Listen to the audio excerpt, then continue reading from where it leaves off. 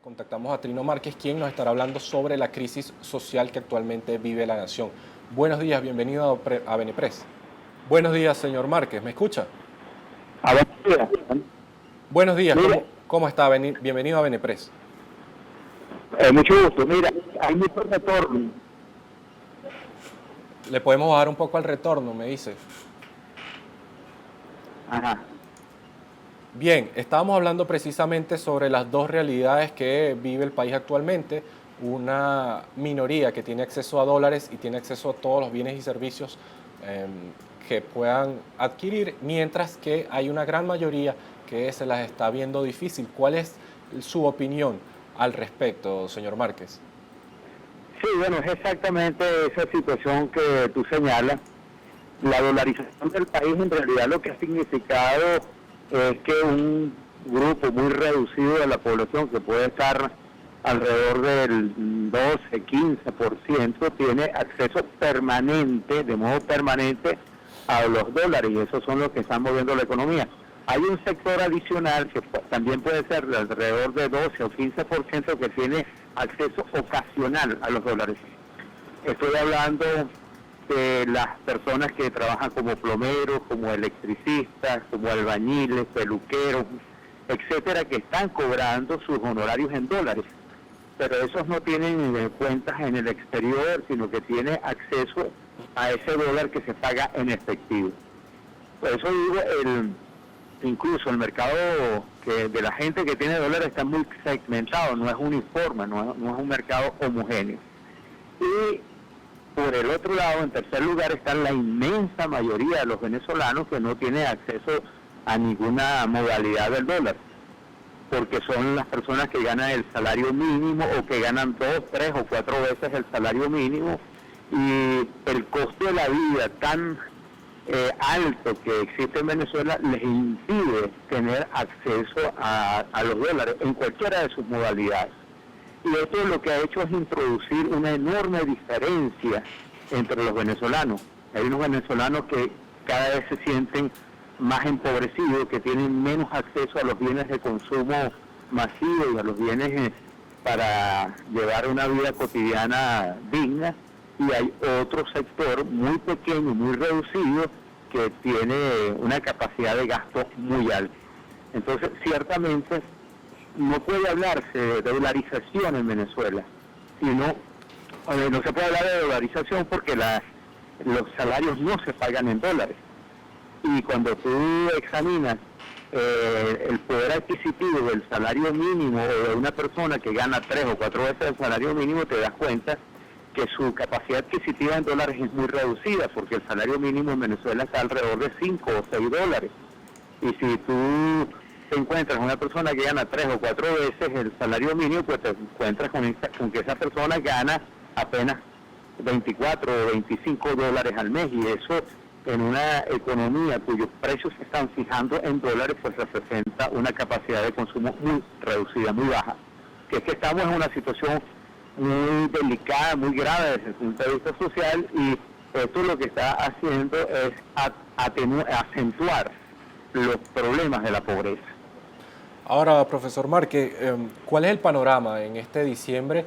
Es bien complicado, sobre todo para esas personas, como usted dice, que no tienen acceso a dólares. Y ayer veíamos cómo el presidente Nicolás Maduro precisamente firmaba un bono Navidades especiales de 100.000 bolívares, 100.000 bolívares que ahorita son un poco más de $2. ¿Cómo hacen estas personas hoy en día para sobrevivir en esta inflación en bolívares y en esta dolarización de facto? Sí, bueno, pues apenas sobrevives, porque las condiciones son muy hostiles. La gente se las ingenia para intentar sobrevivir, se rebusca, trata de hacer un trabajo adicional. El que sabe algo de plomería hace algún trabajo de plomería, el que sabe, la mujer que sabe cortar uñas o pintar el pelo o hacer peinados, pues se vale de esos recursos que tiene para intentar elevar un poco el ingreso. Es la práctica del rebusque, como se dice coloquialmente, lo que está haciendo la gente. Y otro grupo muy amplio de la población, las personas de la tercera edad, sobre todo especialmente, que no tienen habilidades manuales o que no tienen posibilidad o que están enfermos o que están reducidas por sus condiciones físicas, pues están pasando hambre. Y esto lo indican con mucha claridad todos los reportes de la Fundación Bengoa, que hace una radiografía, un mapa del social del país donde la enfermedad producto de la desnutrición o de la malnutrición aparece muy claramente indicado. Eso ocurre también con los niños y con los adolescentes, que no tienen posibilidades de desplegar sus destrezas manuales o sus habilidades, porque un niño pues no puede trabajar. Y entonces la desnutrición y la malnutrición se está concentrando fundamentalmente en esos dos polos, tanto en la población de la tercera edad como en los jóvenes y en los niños. Claro, porque los jubilados apenas ganan 150.000 bolívares. Entonces, es decir, si no tienen la ayuda de sus hijos, es muy complicado nutrirse de forma adecuada. Sí, y muchos jubilados no tienen posibilidades de desarrollar ninguna otra actividad, no tienen ninguna actividad paralela. Entonces, esa gente tiene, si tú le aplicas la tasa del Banco Central de ayer lunes, ese jubilado gana apenas $4, menos de $4 al mes. Claro. Entonces, la posibilidad de consumo pues es mínima, apenas esos 150.000 bolívares le alcanza para sobrevivir a duras penas 2 o 3 días.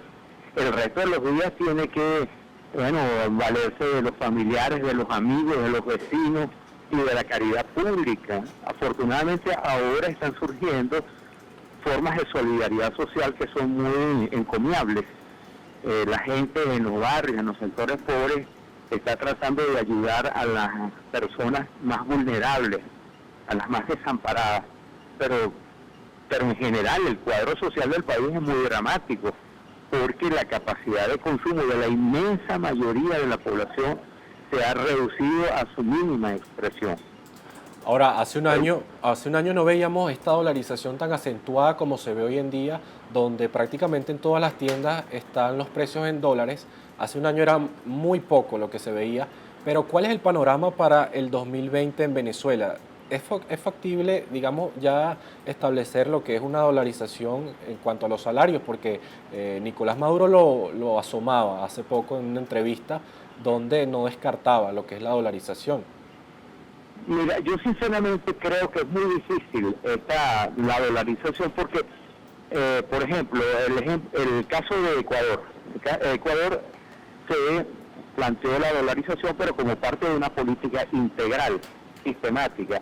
Se reformó la política fiscal, la política monetaria, la política industrial, se acordó con los empresarios, se acordó con los sindicatos y hubo un acuerdo nacional para ir dolarizando progresivamente la economía. Eso es lo que habría que hacer aquí en Venezuela, porque el proyecto de dolarización no puede ser un proyecto nada más de Nicolás Maduro o del gobierno, tiene que ser un proyecto nacional que incluya a los empresarios, que incluya a los sindicatos, a los gremios, en general al país, para que el país se involucre en una política global de dolarización. Nada de eso está ocurriendo. Además, habría que reanimar el aparato productivo, atraer nuevos capitales de fuera, foráneos, habría que garantizarle a los inversionistas privados los derechos de propiedad y habría que tener una política integral de crecimiento, no solamente del aparato industrial, que es una fuente importante, fundamental, sino también tendría que haber una política petrolera coherente y audaz que nos permita recuperar la capacidad de la industria petrolera, que es la principal fuente de divisas del país. Habría que reanimar el turismo para que la oferta de dólares sea por múltiples vías. Y nada de eso aparece en el panorama. Así que yo creo que la dolarización va a seguir siendo anárquica, espontánea, se va a imponer de hecho, como tú lo decías, y la verdad es que no le auguro nada bueno a esta práctica si no se toma como un proyecto coherente, racional y claro por parte del gobierno.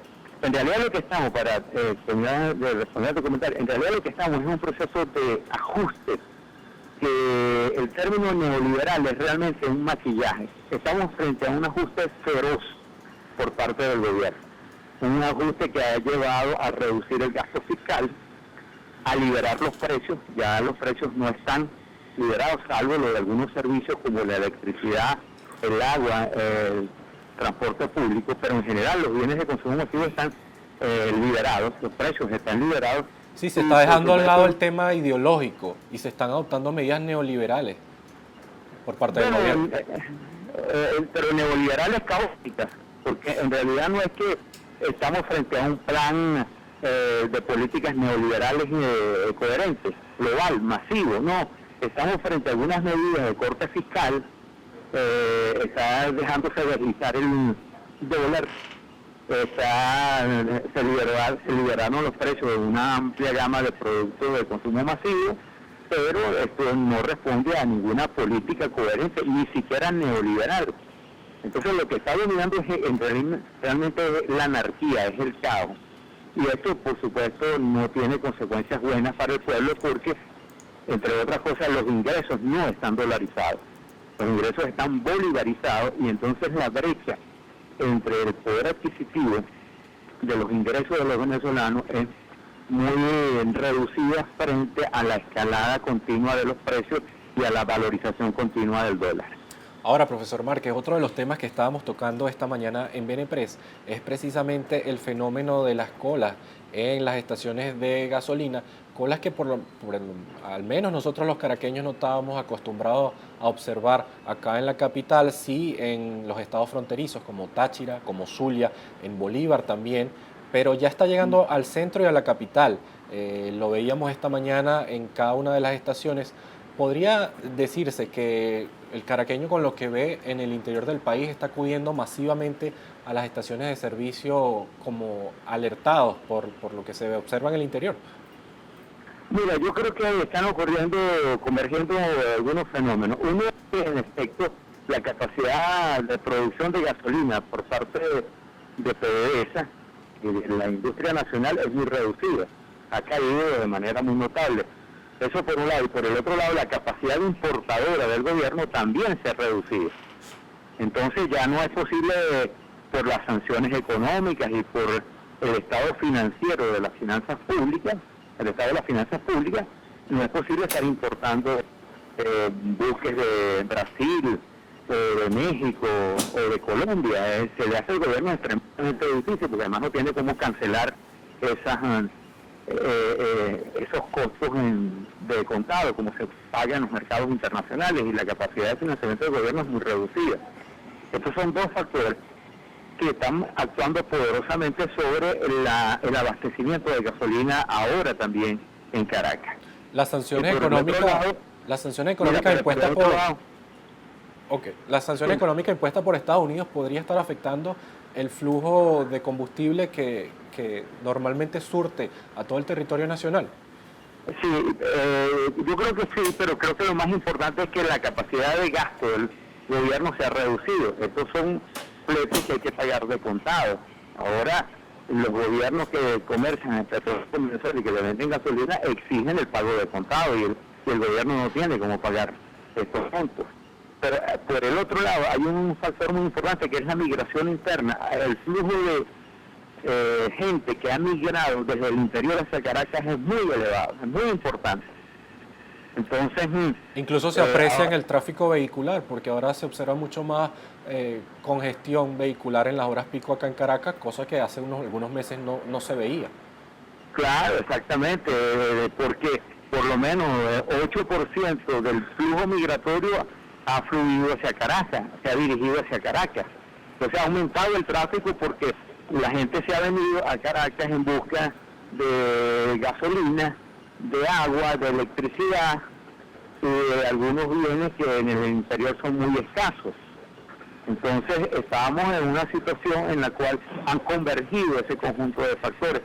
Y además el otro factor adicional es que el gobierno ahora tiene un conjunto de cuadrillas en las arterias más importantes del país, de la capital de Caracas, sí, en la autopista del Este, en la autopista Francisco Fajardo, en la Cota Mil y algunas zonas neurálgicas.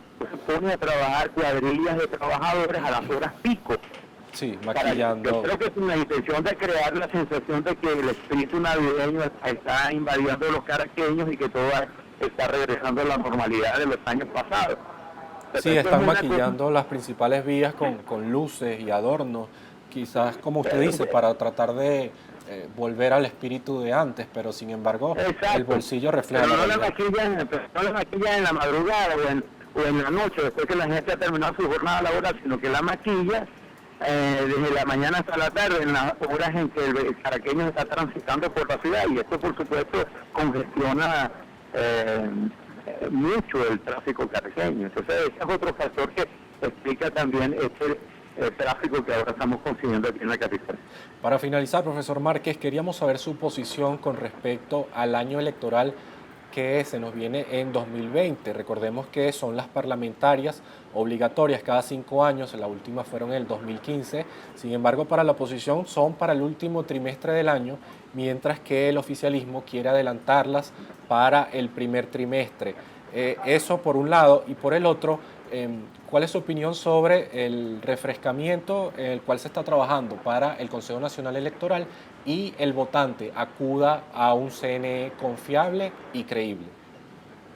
Mira, me parece que lo más importante es la elección de un nuevo Consejo Nacional Electoral confiable, que represente el interés del país, el interés de los sectores que tienen ganas de ir a votar. Pero es una condición esencial que el Consejo Nacional que se constituya, primero se constituya en la Asamblea Nacional para que tenga legitimidad, porque es la Asamblea Nacional la única institución con la legitimidad para designar un nuevo Consejo Nacional Electoral.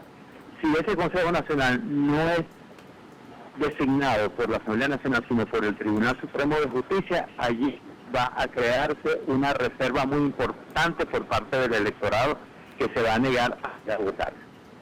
Si se eligiera un Consejo Nacional respetable y reconocido por el país, y si ese Consejo Nacional Electoral convocase las elecciones parlamentarias, yo creo que hay que acudir a las elecciones parlamentarias. Pero esa es una condición previa sine qua non, que sea un Consejo Nacional respetado y reconocido por el país el que convoque las elecciones parlamentarias. Si esa convocatoria la hace un Consejo Nacional designado por el Tribunal Supremo de Justicia, habría que pensar muy bien qué es lo que la oposición va a hacer, porque para el venezolano está muy fresca la experiencia del año 2015, cuando se obtuvieron 2/3 de la Asamblea Nacional y sin embargo luego vino el gobierno a través del Tribunal Supremo de Justicia y rebanó, amputó las competencias de la Asamblea Nacional.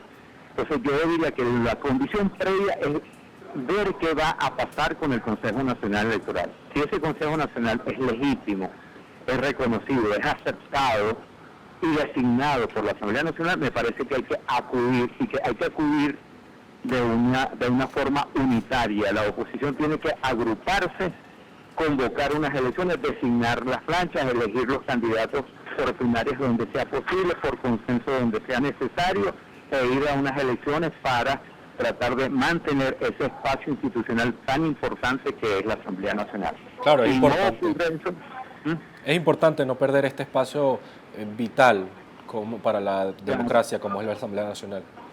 es esencial, exactamente, pero para mantenerlo hay que tener un Consejo Nacional que sea relativamente respetable, porque si no la gente no va a ir a votar. Bueno, No va a... Ok. muchas gracias por su tiempo esta mañana. Era el profesor y sociólogo Trino Márquez quien nos daba su opinión sobre el tema económico y la crisis social que atraviesa el país, así como también sobre el tema social en cuanto a las colas a lo largo y ancho del territorio nacional, además del panorama electoral que se vislumbra para el próximo año 2020 con las elecciones parlamentarias y la posible designación de un nuevo consejo directivo del CNE.